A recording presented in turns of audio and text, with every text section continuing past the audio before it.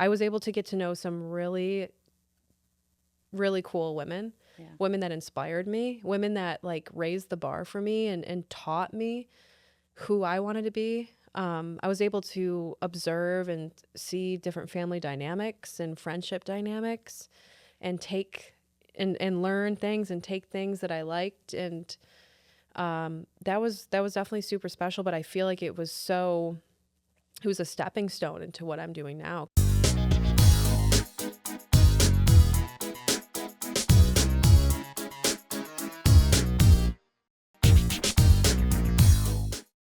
Hello, everyone. We're here with Alex Canavan, right? I just want to make sure I said it right. She is the owner and founder of CNY Women's Network, right? And your podcast is CNY Cultivate, right? Cultivate CNY, about to turn into Cultivate with Alex Canavan because we are expanding. Really? Yeah. Good for you. I'm really excited about that. I'm going to start interviewing people from outside of Central New York. We're going to introduce some virtual podcasts. So I'll be interviewing people from other states across the nation. I'm super pumped. Good. Do you want to tell us a little bit about yourself first? Or Yeah, sure. So I'm Alex. I'm 27, about to turn 28 next month. Born and raised in Syracuse, New York, Liverpool to be exact. I grew up in the performing arts. I was a competitive dancer. I was a pageant child, which is so funny, honestly, because I was also like a total tomboy. My closest friends growing up, I had really great girlfriends, but also really good guy friends. I mean, outside of business, I love business. I love learning about business. I love people, learning about people. I don't consider myself a super traditional kind of woman or person in general. I think growing up here in Syracuse, higher education is like really pushed on us. It's really important. And my education journey has been kind of all over the place. So really I say this because I think I've learned the most about business and life just through having conversations with people and hearing people's stories, which is a huge reason why I started my podcast. But other than that, I'm a single young woman living in downtown Syracuse. I love to work out. I'm training for my next High Rocks race, which will be a week after our summit on Easter weekend in Miami. it's a high rock race. I've never heard of it. It's ridiculous. That's what it is. It's very intense. But you know what? It's not as intense as CrossFit or like a Spartan race or anything. It's actually quite functional, and it has, like, I am the last person to do a CrossFit situation or a marathon. Never will do a marathon or a half marathon. I'll stop at the 5K. I'm good. But High Rocks is essentially functional strength mixed with running. So it's very endurance based, but you also have to be able to lift some weight, but it's not super heavyweight. Oh, okay. And there's, in comparison to other fitness races and events, there's the least amount of injury in it. And I am a big baby when I'm hurt or sick. So that was good for me. But it's definitely, I think it might be a cult. It's totally a cult. I drank the Kool-Aid in November when I competed in my first race. Where did you do it? I did it in Chicago. Okay. And you know what? It was kind of a spontaneous thing. One of my best friends, she lives in Pittsburgh. She has always been super into strength training, and she's like super into sports and just like that world. I don't really consider myself an athlete. I could not play. I've never played a sport. But I am athletic, you know what I mean? So, and I love to work out. So, and I love to challenge myself and push myself and just like go beast mode. Yeah. So I started strength training in the beginning of 2025. I started going to Delta Performance Club. Love it there. Absolutely love it. I love the training. I've gotten some really great results from working out there. And before I worked out there, I had never strength trained. I just did hot yoga, hot Pilates and stuff, and was doing that like 3 to 4 times a week. Loved it. Awesome workout. But I just never saw the like muscle definition that I was looking for from that. So I got into strength training because we all hear about how important that is for women, right? Yeah. She does it. I don't. Yeah, I it's need to. super important. And you know what? Like any of the knee pain that I had before, or like lower back pain, has totally gone away. And I think it's because I've gotten stronger. Yeah. And I've added some muscle. Yeah. So yeah, there's a bunch of people from Delta that were talking about this High Rocks thing. And then my best friend in Pittsburgh was like, hey guys, I'm doing this race, this High Rocks in Chicago. Do you guys want to just come and let's make a girls' weekend out of it? Yeah. So we're like, heck yeah, any chance to get together. And then I was like, you know what? Why don't I just do the High Rocks? Like, why not? Can't hurt. And so I asked my other friend in the group chat to be my partner because you can do singles or doubles. And I don't think I'll ever do a single situation. That's a lot of work. Yeah. But basically, if you do doubles, you do everything that they do in singles, just you split it in half. So you do half the work. But you still have to I do. had some friends that did it in Boston. You did? Yeah. Yeah. Yeah. And they did singles.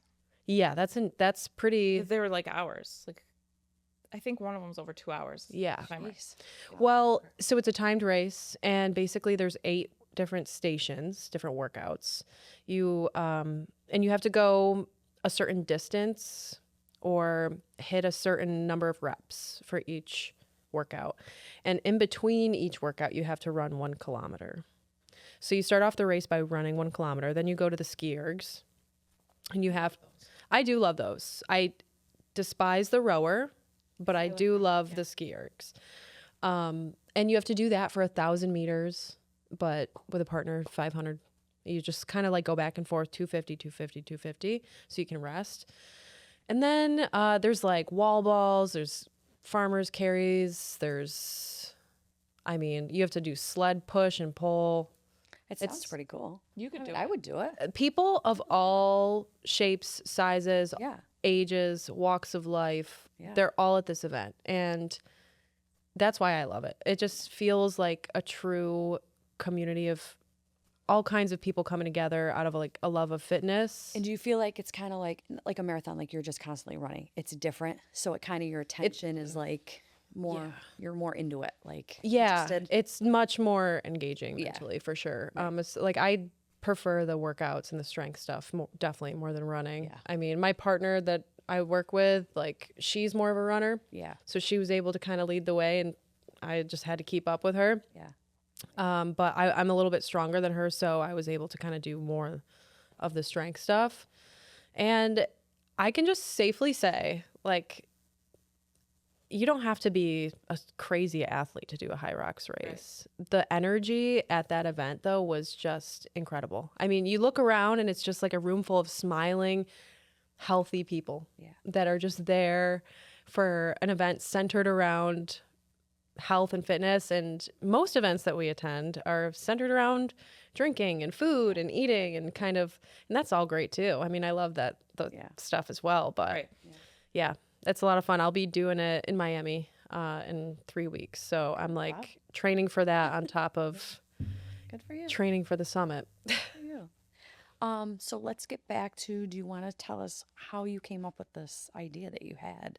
Yeah. Your business, you know? Sure. Yeah. I'm just learning about you. You literally just started coming up on my For You pages, and I was like, oh, she's from here. Oh, wow. Yeah. So she's from here. That's what cool. It is like, yeah. Yeah. So the CNY Women's Network started a little over 3 years ago. And however, the CNY Women's Summit came first. That event, the first one was held 5 years ago. So this upcoming event on the 27th is going to be our 5th annual summit. I can't believe it's been 5 years already, because when the first summit happened, I was 22. I was a part-time administrative assistant at one of Syracuse's largest employers here, Equitable Advisors. And at the time, I was in a pivot in my career. I had been doing makeup and running my makeup business since I was 19, and I was really doing that and bartending. Like, that was what I did to support myself. And then the pandemic happens, and I couldn't do either of those things anymore. So that was humbling. And I was already kind of like feeling the burnout and just feeling the intuitive pull away from my makeup career, I think. And, so the pandemic happens in 2020. 2021, I'm like, I'm going to go back to school. I didn't have a degree. I was like, let's go to school for business. I know I want to be in business. don't know exactly what I'm going to do, but let's just start with that because I had the time. So I'm going to OCC and decide to get a part-time job at one of Syracuse's largest companies because I was like, this is how I'm going to network. This is how I'll get my face out there in the business community, especially because there were no networking events happening. So I'm like, may as well get paid to network, right? Right. So that's what I did. I was essentially like the personality hire, to be honest. I don't really know how much value I added to that organization, although my boss told me I was a huge asset, which was very nice of him. And about 4 months into working there, my boss comes to me, Anthony Stevens, who's an incredible guy. He said, hey, Alex, International Women's Day is coming up. This was the end of January. International Women's Day is March 8th every year. And he goes, let's do something. Like, let's do something cool. Think about it. Come back after this weekend. Let me know what you come up with. He knew that I always had an interest in marketing, PR. I was creative. And he was also raised by really awesome women. Like his life was full of incredibly smart, bold, outspoken women. So he was like, we should do something special for the women in our community. And I know he was thinking something like very low lift, like a social media campaign. But I came back after that weekend and was like, let's host a women's summit. And at the time, that was insane because International Women's Day was 5 weeks away. And there had been no events in Syracuse since the pandemic. We were all still wearing masks in public. So I really selfishly, this was an event that I wanted to attend because I was in this place in my career where I was like, I have to network, I have to find a mentor, and I also really need some new girlfriends. All of my closest girlfriends had moved away. I was the only one that stayed in Syracuse, and I was working in the bar industry. I knew a lot of people, but I didn't feel like I knew the right people that were going to get me to like where I wanted to go. So I knew that I needed to network, and pitched it to him as a recruitment opportunity for Equitable, which I knew was one of their really big priorities, was to recruit more advisors. And so he loved it. He bought it. He pitched it to his higher ups. They loved it. They said, let's do this thing. And so they were the key sponsor of the first annual CNY Women's Summit, and we partnered with the Women's Opportunity Center, an incredible nonprofit organization. I've even heard of it. They're doing really awesome work for women in this area, especially for underserved women with limited access to networking and career development resources. They equip, those women in our community to build their resumes and gain experience and go and get jobs so they can support their families. So I knew that they had the right mission and also the right audience to get people to this event. So I pitched it to them. They didn't have their, annual charity event slotted for the year because we were all like, are we ever going to go to an event again? We don't know. Right. And they loved it and they were like, let's do this. So long story short, we planned, promoted, and hosted this event within 5 weeks. Our goal was 70 to 90 people, and we brought in a little over 160 people to that event. So I was floored. And What was the event? It was at the On Center. Okay. It's been at the On Center every year. And what is it exactly to someone who doesn't know what the summit is? What is it that you do when you go there? Like, what is it? Well, this year's summit, it's going to be a full day event on Friday, March 27th. And it's just a full day of connection, networking, learning, growing, doing.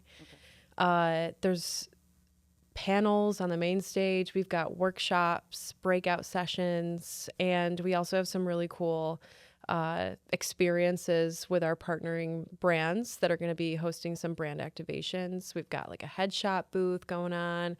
We've got a recovery lounge that's being sponsored by the Aqua Spa. That's going to be awesome because summits are so much fun, but they're also exhausting. So we're going to have a private, quiet space for people to go and like decompress if they need to.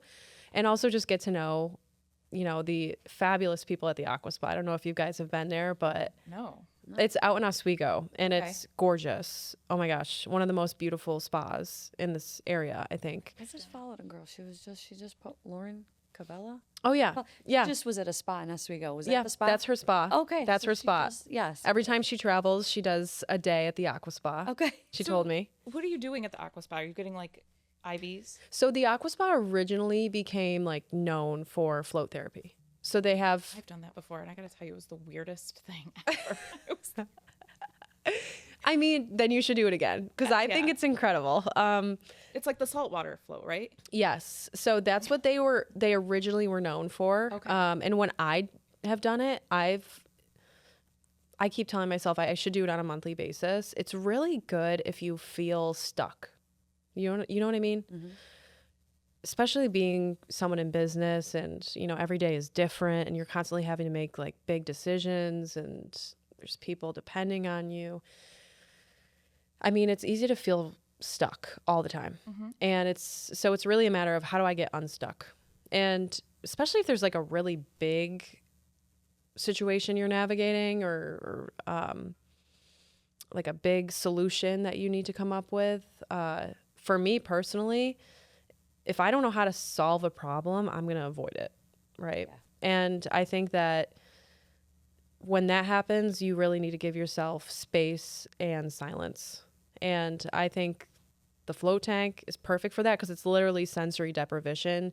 There's we are all so overstimulated. Yeah.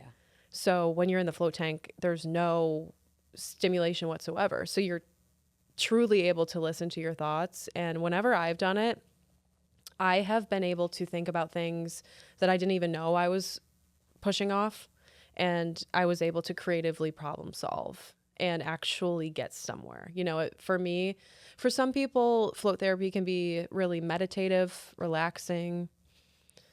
My brain, I relax in other ways. For me, it feels really productive and like a creative session. But basically, there's so many other things you can do at the Aqua Spa. My favorite thing is their red light bed. I love it. It's a really nice red light bed. Very expensive. Yeah. Not many other people in this region have one. They have, saunas. They have cryotherapy. Their big thing now is IV therapy. They partnered with, they rebranded to Aquavive to partner with them, but that's been a big hit there lately. Have you So done I've it? heard. Oh yeah, I love IV therapy. I mean, And it makes you feel amazing afterwards. it definitely works. Like when I start to feel a cold coming on, I'll go and do an immunity one, which Okay. is just packed yeah. with vitamin C, Yeah. but also glutathione, Mm-hmm. B12 for energy. It definitely works. If you have a nasty hangover, it'll save you. It'll save you. I've done that too. And you can get right in. Oh yeah, usually, places like that will have availability day of for sure. Yeah. Check it out. Yeah. But yeah, back to the summit. Basically, this year's event is a full day situation. Our VIP and executive level ticket holders are the only ones that have access to the workshops and breakouts. Those are much more intimate, high level conversations happening, topics like that. We've got an awesome keynote speaker, Shamina Taylor, who's, I don't know if you guys know who she is. She's the host of the Unapologetically Rich show, which is a podcast I've been listening to Okay. for probably 2 years now. I can't believe that she's speaking at our summit. It's like, whoa, I'm Right. fangirling over here. Right. That's great. But she's really cool. I love her delivery in her communication. She's really motivating and empowering. She's really big on mindset, but her main thing is how can I help business women that are just doers, high achievers in their own right and are already killing it in business. How do I help them hit that next level? How do I help them make more money? And I mean, So that was my next one. So you're networking, all this is to help, like us. We just started in November. We don't know what we're doing. Like so you would be someone we would go to like to get our name out there or to, I don't know, Teaching you how to network. teach us how to, yeah, I like, mean, reach out and for sure. make money and We get host guests and Yeah, I mean, we host networking events of all kinds. But in terms of like behind the scenes, what we do at CNY Women's Network for our members and for local brands and businesses is because we have an audience and such a valuable audience. I mean, such a focused audience of women, growth-minded women, women decision makers living in Central New York. We offer different marketing partnerships and advertising for people behind the scenes. That's definitely one of our bigger revenue streams for CNY Women's Network. But other than that, our membership community is also another big revenue stream too. Yeah, the because collective. the podcast, this is easy. Sitting here talking, it's all the behind the scenes stuff. It's just crazy when you don't know what you're doing. Yeah. You know what I mean? Plus being moms and having another full-time job, it's like, you know, it's a lot. But It is a lot. What are your guys' like daily routines like or schedules like to manage it like all? I'm on my lunch hour. I have to go back to work. Like that's what I do. I run here. Yeah. Then I got to pick up the kids at 3.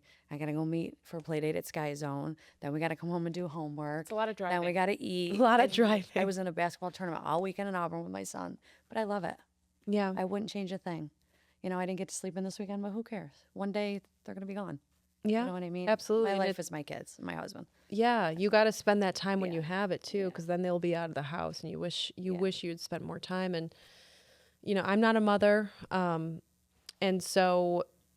and I'm not a wife either. So when the going gets tough and I'm feeling tired and burnt out, I'm like, girl, there are so many women out here doing so much, like juggling so much more. Like, get your butt back to work. You gotta go. Like, this is your time to just grind it out for this one thing until you do have these other responsibilities. But I will say that, you know, the women entrepreneurs that I look up to the most are all mothers and all wives. And I really I've been able to watch some of them become mothers just online.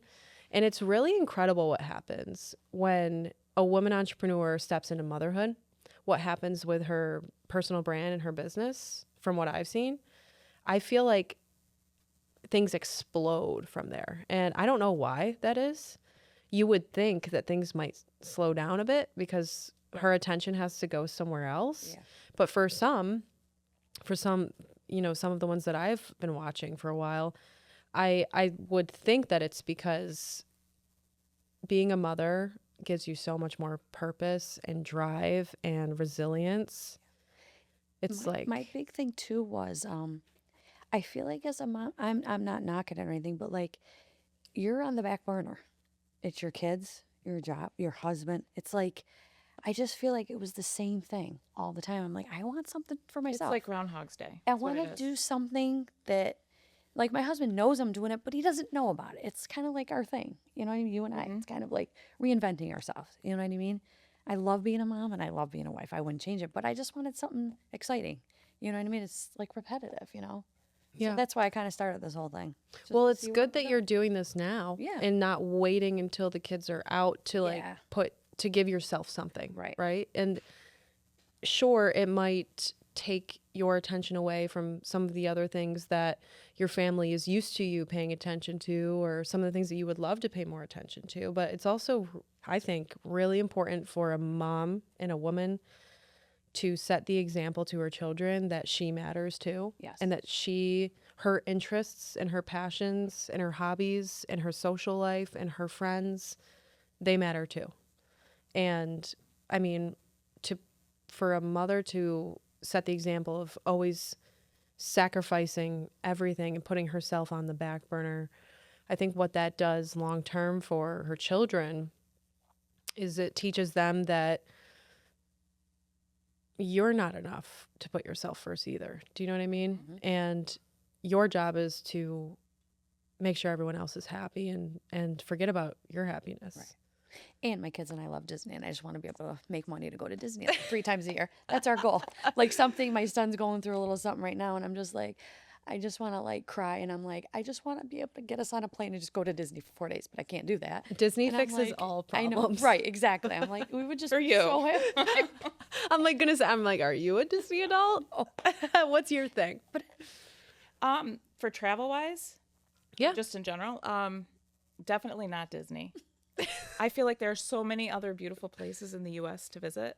You know what? Gotta do it. You know what's Disney for adults? Have you ever heard of Nemacolin? No. No.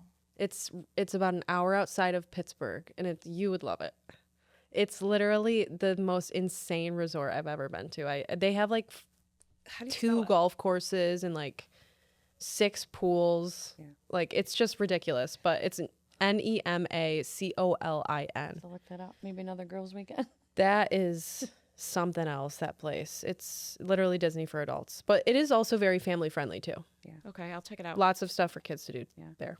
Now, when I say Disney, I'm not saying like my husband and I would go.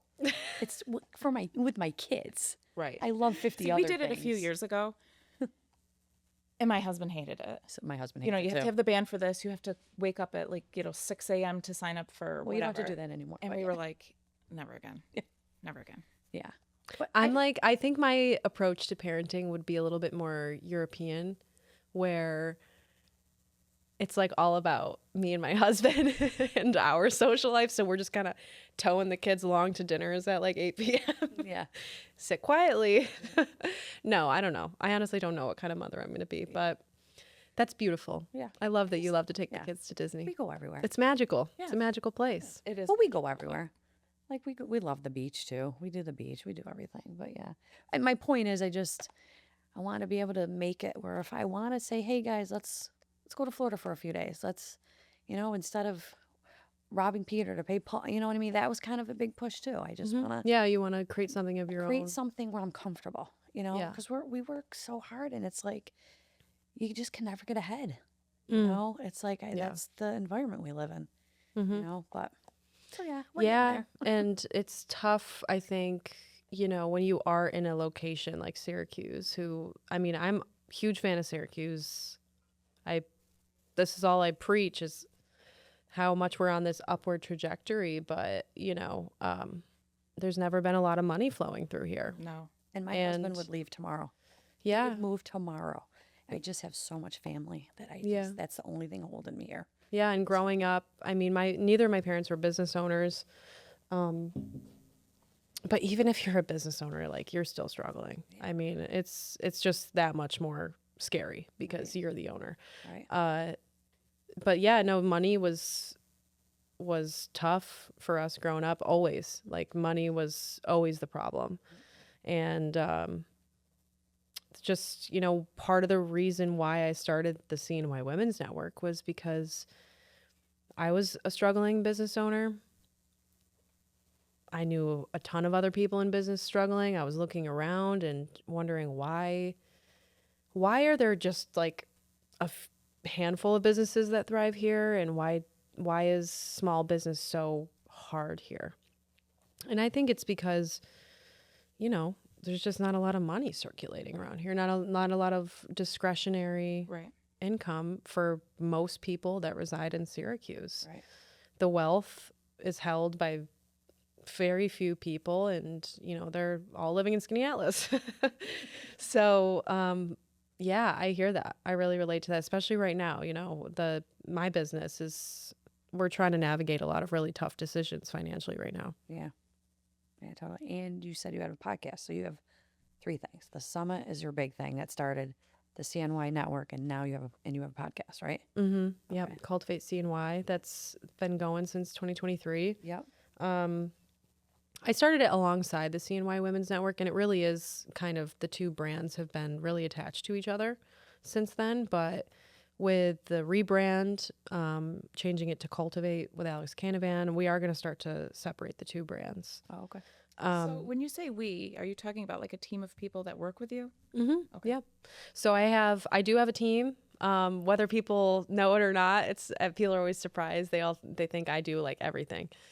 I have an incredibly talented marketing communications specialist extraordinaire. I don't even know what to call her at this point, but she's an absolute godsend, Ariel Smith. Okay. She's incredible. I truly think she was delivered by God because she pitched herself to me. She was the only person I interviewed, and it's worked out. Totally worked out. She's a huge asset. And she's been with me since 2023, since I started.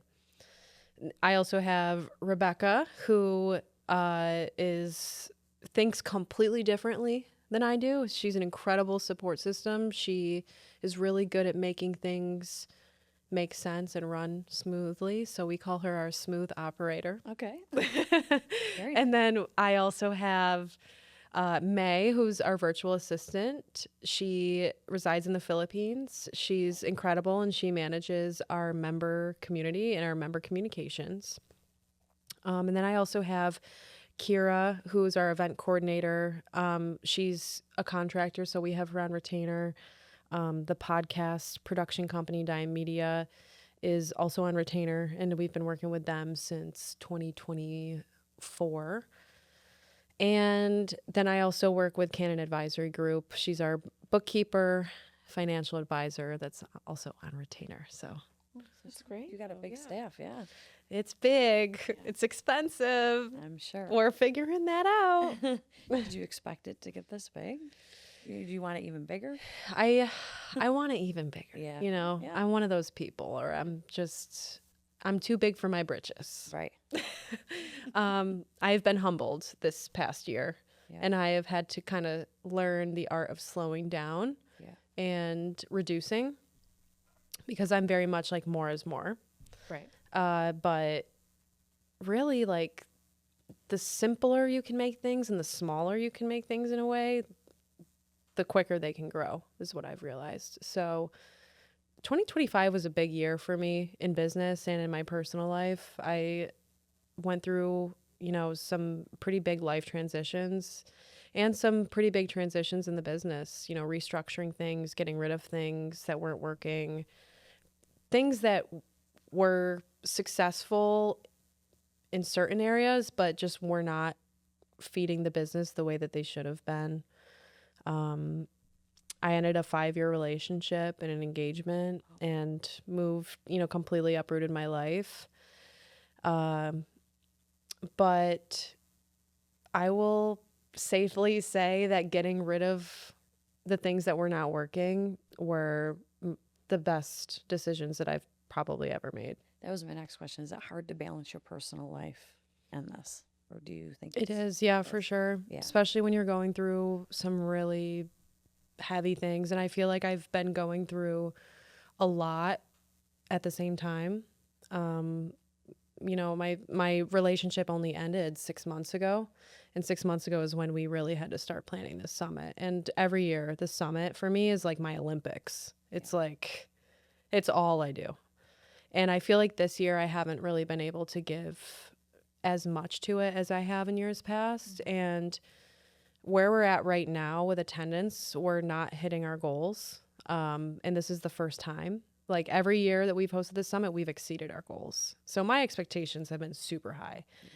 And this year I've had to deal with a lot of other things behind the scenes and just continue to show up day after day with this positive persona that I have. And it's been really challenging. And I've, because we're not hitting our attendance goals, it's been really hard for me to not blame myself for everything. I'm just one of those people that always takes total accountability for whatever transpires in my life. Like, it always leads back to you. And I do take ownership over us not hitting our goals, but I also know that everything happens for a reason, and we're headed somewhere. It's just maybe not where I expected 6 months ago. You know what I mean? So it is hard to manage personal things, especially when you are constantly hosting an event, having to be this host, this connector, this person that is bringing light into people's lives and into the room. It's performative. Being on a podcast like week after week and having to do the hair and makeup and look good when you really just are feeling so drained and like, I don't want to perform for anyone. I'm hurting right now. Right. That's been a journey for sure. Right. Yeah. And you were very into makeup, right? I was going to ask you that in the beginning. Yeah. Makeup artist. That was your big thing, right? That was my thing before I started this. I was a freelance makeup artist from 19 until Actually, I did my last makeup client New Year's Eve right before 2025. Yes. So New Year's Eve of 2024 was my last makeup client. It was actually a girl that I grew up dancing with. Really? So that was very bittersweet. It was a very full circle moment. It was a lovely day. And yeah, that was awesome. That was my first taste at entrepreneurship. Yeah. And that was, I just remember in the beginning days, like just, it was all I thought about. I was so passionate about it. It was all I consumed, like on social media, was like other makeup artists and makeup looks. And I used to love to play with makeup and get creative. And, you know, I consider myself a creative and an artist above a business person. Like I'm still figuring out how to be a business person, but I'm definitely much more of a visionary creative type. Do you miss makeup? You know what? If there were to be anything I missed about doing makeup, if I weren't doing what I do now, I would miss it, because what I did in that role, being someone's bridal makeup artist, is such an important job, and it's such an intimate experience. And in that job, that's really where I learned to read people, to listen to people, to make people feel safe, heard, comfortable, taken care of. And I think that definitely was able to attribute to my ability to host a podcast, to host events, to be a community builder, and to be a connector. I also was in a role where I was empowering women in that role. Like I was their hype woman. I was the woman that not only emphasized their favorite features and maybe helped conceal the areas that they wanted to hide, but I was the one that made them feel beautiful and powerful enough to be the bride, which is such a special thing. And that is something that I will never take for granted in my years of doing makeup. I was able to get to know some really, really cool women, women that inspired me, women that like raised the bar for me and taught me who I wanted to be. I was able to observe and see different family dynamics and friendship dynamics, and take and learn things and take things that I liked. And that was definitely super special, but I feel like it was a stepping stone into what I'm doing now, because I'm still in this hype woman role, empowering women to be seen and to be their best selves. So that was cool. Yeah. Can we do a little Q&A with you? Yeah. Okay. Let's start quick. Dog or cat person? You know what? I used to be a cat person, but now I'm a dog person. Are you? Do you have a dog? I don't. My ex has the dog, but he's a Cavalier King Charles Spaniel, yeah, and cute. those are the best dogs. But yes, I think now I'm a dog person, but I do own a cat. You do? I do have a cat, and he's cool too. Yeah. I'm a cat and a dog person. Yeah. If you could work with one person, famous, not famous, anyway, who would it be? Lauren Bostick. Lauren. Okay. Do you guys know who she is? Yes. Yeah. Do you? Yeah, she was on She out LA area, right? She has. They actually just rebranded to the Bosticks, but she has the podcast, the Him and Her Show, the Skinny Confidential. Yes, I know exactly who that podcast. is. Yes. Yeah. The Him and Hers. Yes. Yeah, I know who that is. So that's her. Yes. Okay. She's cool. Yes. I'm trying to get. I have a couple friends, a couple connections that are connected to them. So I'm trying to. Oh my God, you'll get it. in there. You'll get it. She'll be your guest speaker next year at the summit. That would be sick. Yes. What's your go-to comfort food when you're home doing nothing? I'm a big foodie. I would say chicken tenders, Tully's tenders. Yeah. Yeah. As of recent, I mean, it changes. There's so many comfort foods that I have. Do you guys know what Project Lean Nation is? Yeah. So I'm a PLN girly through and through. I do not cook. Ain't nobody got time for that. Oh. So do you do that for like breakfast, lunch, and dinner? So for breakfast, I eat like the same thing every day. Breakfast, I do like a hard-boiled egg, some cottage cheese, some blueberries. I always have a beef stick on me, beef stick in the purse. Yep. You never know when you need a beef stick. So that's like a snack. And then I'll do, depending on how hard I work out, I'll do like 1 to 2 PLN meals. And then I'll end the day with some Greek yogurt.